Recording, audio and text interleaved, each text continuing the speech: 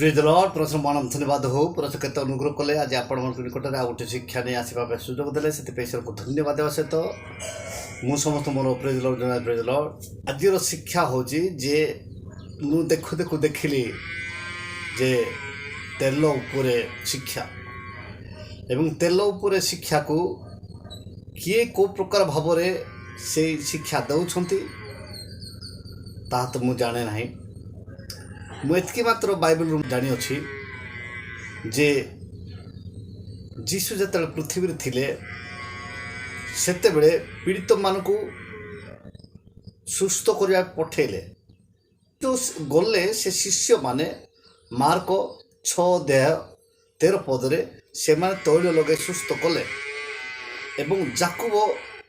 5:13-14 पद लिखाई जे तुम्हें कौन कर तैल लगाई सुस्थ करवा तैल लगाई से विश्वास प्रार्थना कर किंतु मुठी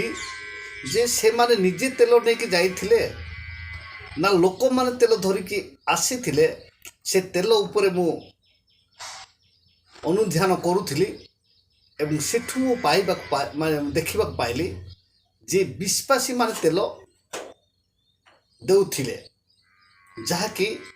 बाइबल प्रमाण करे जहाँकि बाइबल प्रमाण करे से जीशु जेते गोटे घर को जाइछन्ति कुणिया सेते बेलू से बहुमूल्य तेल आनी प्राय तार दाम 150 ऊर्ध्व टंका बोले लिखाई माथ्यू पुस्तक मार्क पुस्तक लुक पुस्तक एवं जहन पुस्तक अर्थात 4 सुसमाचार रे सबू लेखा ही अच्छे एवं से तेल को से टाइम बेपार करा थिला आ से समय जड़े बेपारी थिले से बेपार करुले आम शास्त्र लिखाई जे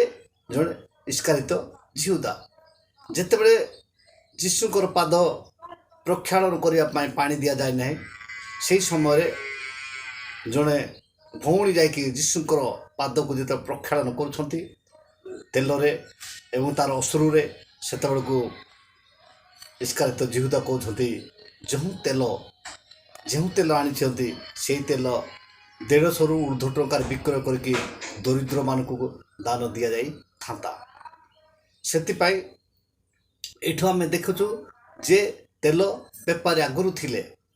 आ से तेल बेपारी होचंती कौन लुभी जो माने कि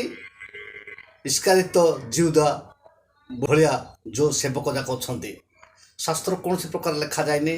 जे तेल को तुम्हें विक्रय कर बोलिकी मु मो तरीका मु सेवा कार्य करुच्ची जो तरीका से कथा मु कह चाहे जे गत दिन मानक मु गोटे चर्च सहित मिसिकी थी से बेलू से आमा सब पास्टर आमा कहे जे माने प्रार्थना तेल नहीं जातु मुझे तेल को सेते निए ना कहीं माने थरे नहीं कि निए ना कहीं से मानकर चिंताधारा लोक मान चिंताधारा विश्वासी मान चिंताधारा कौन है जे से प्रार्थना करके से मंत्र तंत्र करके सेठू धरिक आसी आ से तेल देला सेमती से माने भाविबे किंतु कौन से लोक को भावाई चिंता करिवार संदेह मुक्त सेवा कार्य हो जे आपण माने जदि आपण मान को प्रार्थना करिया डाकिले ताहेले आपण माने कहतु जे आपण को तेल नहीं आसतु आओ से प्रभु सेठी प्रभु आस्वाद कर्म करिवे सेति मु